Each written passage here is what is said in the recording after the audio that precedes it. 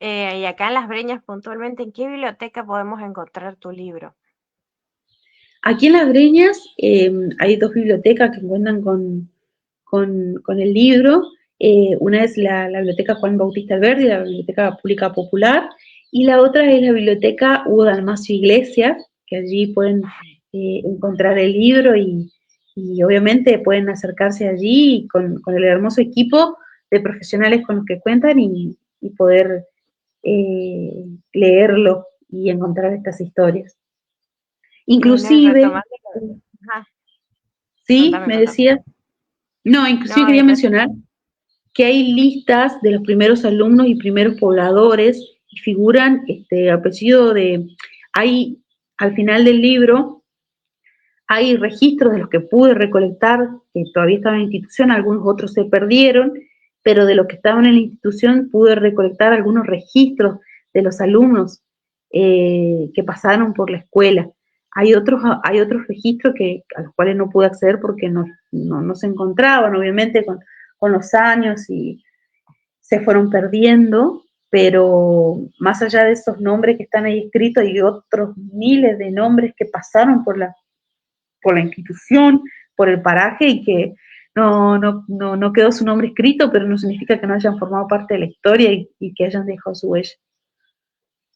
no, y te decía con respecto a la arqueología, yo andaba indagando en lo que era la presencia efectiva de las comunidades originarias, no solo de la parte etnográfica, o sea, las comunidades originarias más contemporáneas, sino de un pasado un poco más remoto que anduvieron circulando por esta zona de lo que hoy sería sudoeste de la provincia del Chaco, también una zona comprendida como los bajos submeridionales, que estamos Uh -huh. nosotros, en esta parte. E indagando me han facilitado unos archivos en francés, así que había que traducirlo gracias al traductor de Google que nos ayuda, a los que no sabemos mucho francés.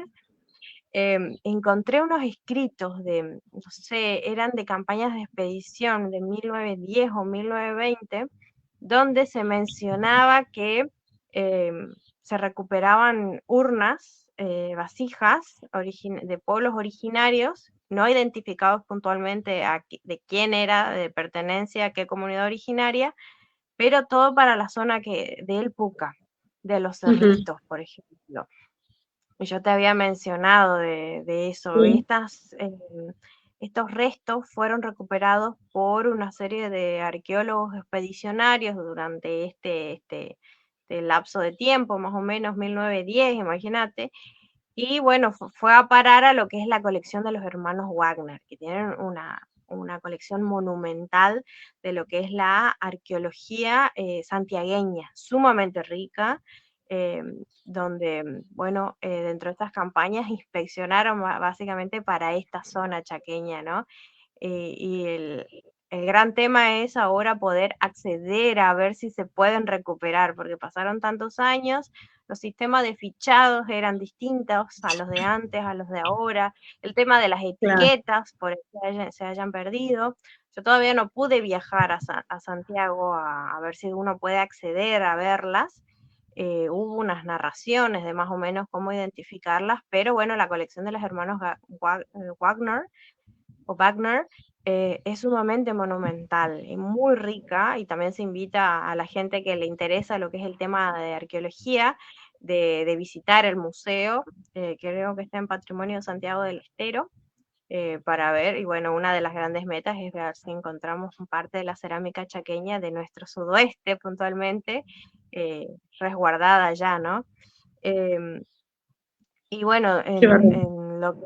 en lo que es este gran hallazgo, para mí también fue un gran hito, porque uno cuando era chico en esta zona siempre se le enseñó la historia del europeo, que solamente había Ajá. europeos, la presencia de comunidades originarias dentro de los discursos orales era como aquí nunca hubo, nunca estuvieron, nunca estaban, y si estaban, estaban de pasada o de paso, recorriendo.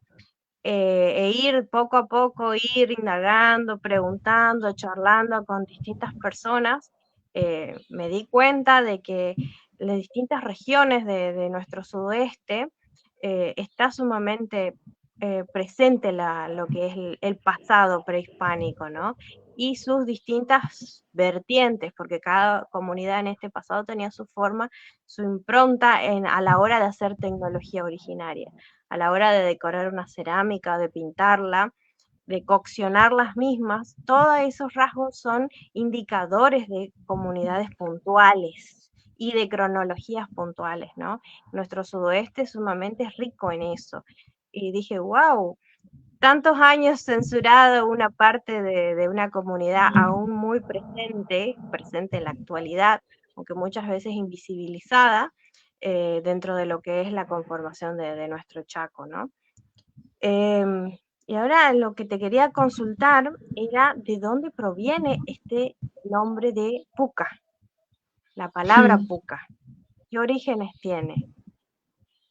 Es muy curioso lo del nombre del Puca, como te mencionaba hoy anteriormente, la zona no siempre se llamó el Puca, al parecer y según datan, y esto, a ver, este dato es extraído del archivo histórico de la escuela de Paraje el Puca, escuela centenaria.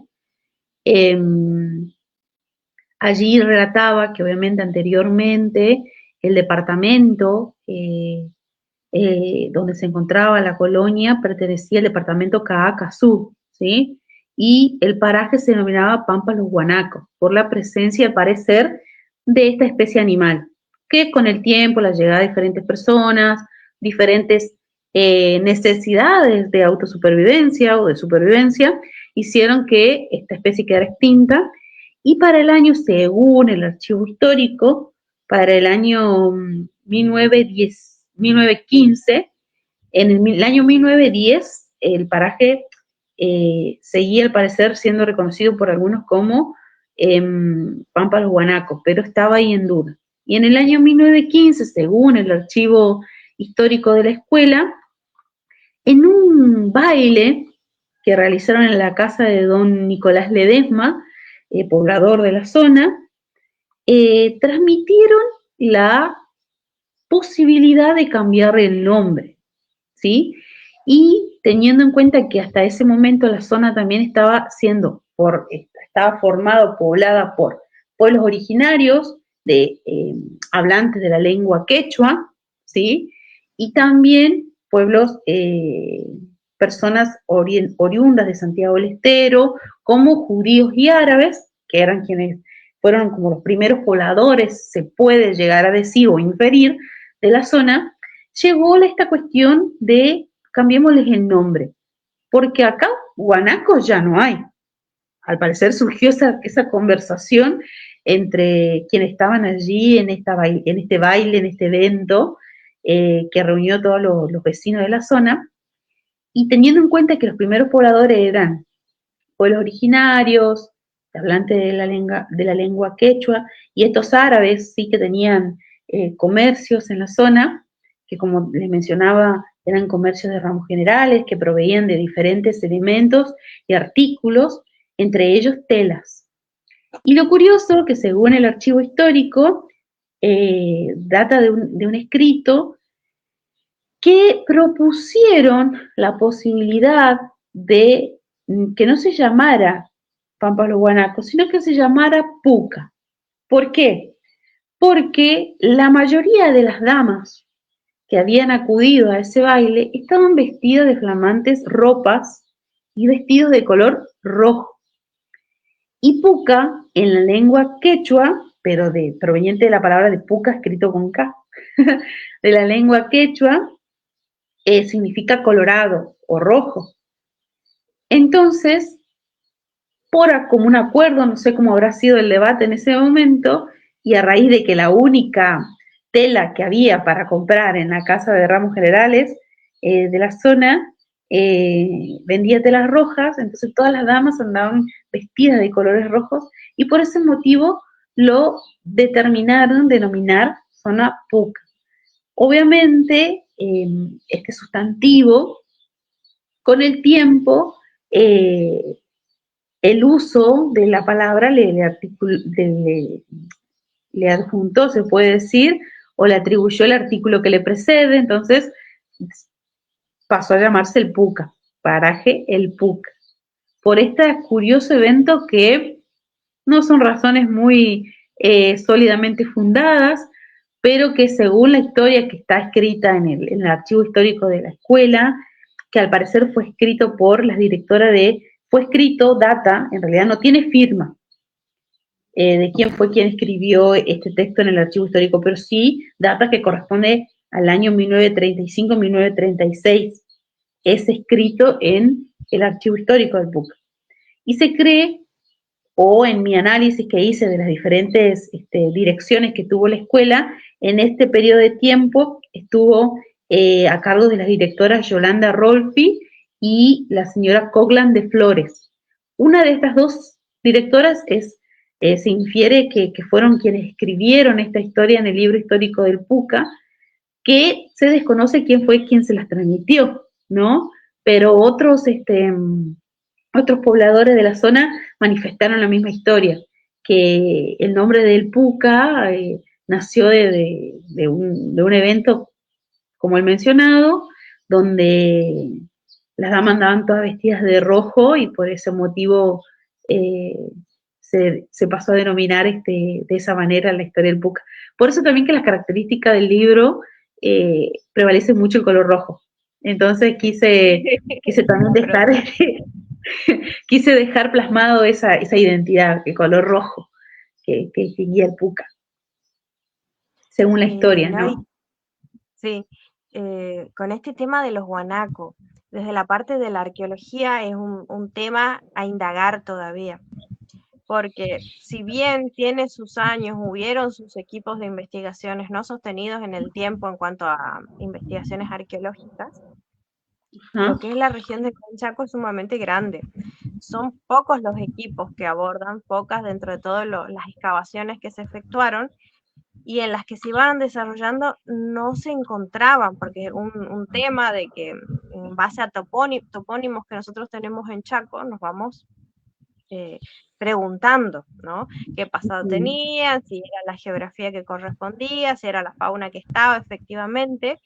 Y en el hecho de Pampa de los Guanacos, ¿por qué se llamaba así? Efectivamente hubieron guanacos y dentro de los registros no se fueron encontrando todavía. Que es una gran incógnita para la Por arqueología que eso. aún le falta, te digo, porque siempre depende de fondos económicos, de equipos de colaboración Uh-huh. para excavar, porque son proyectos grandes, ¿no? Pero son grandes preguntas que aún nos estamos llevando adelante, ¿no? Otros Uh-huh. topónimos para descubrir de este Chaco es la localidad denominada Río Muerto. Viste que dentro de Uh-huh. nuestro sudeste la presencia de ríos es nula, digamos. Sí somos zonas inundables, por ahí puede haber presencias de lagunas, pero no sostenidas en el tiempo, ¿no? ¿Qué pasaba? ¿Por qué se llamaba de río muerto? Indagando también en eso, eh, una de las explicaciones es que los ríos se van moviendo a través del tiempo, se van desplazando, van cambiando sus cursos, ¿no? Una de las explicaciones era de que era un brazo del Bermejo, pero el Bermejo está muchos kilómetros de distancia. Otras posibles explicaciones es que nuestra zona, el sudoeste chaqueño, pertenecía a lo que era la cuenca del Salado, del río Salado, que hoy en la Uh-huh. actualidad, últimamente, en el sur, muy en el sur, recorre todo lo que es Santiago del Estero, entra a lo que es ahora Santa Fe, pero no toca mucho lo que es Chaco, la provincia actual. Entonces, ¿qué la pregunta era? ¿Qué pasaba acá? Efectivamente, el circuito del Salado pasó por esta zona, por nuestro sudoeste, fue alimentando pequeños cauces, pero por movimientos tectónicos de las geomorfologías, fueron habiendo levantamientos de estructuras rocosas, a lo que dio nacimiento una de las teorías que se sostienen, que llevan adelante geólogos y geomorfólogos, es el levantamiento de las crestas de Otumpa. Una de esas crestas es la que donde da nacimiento a las piedritas, a las canteras de las piedritas. Una de las explicaciones es que al producirse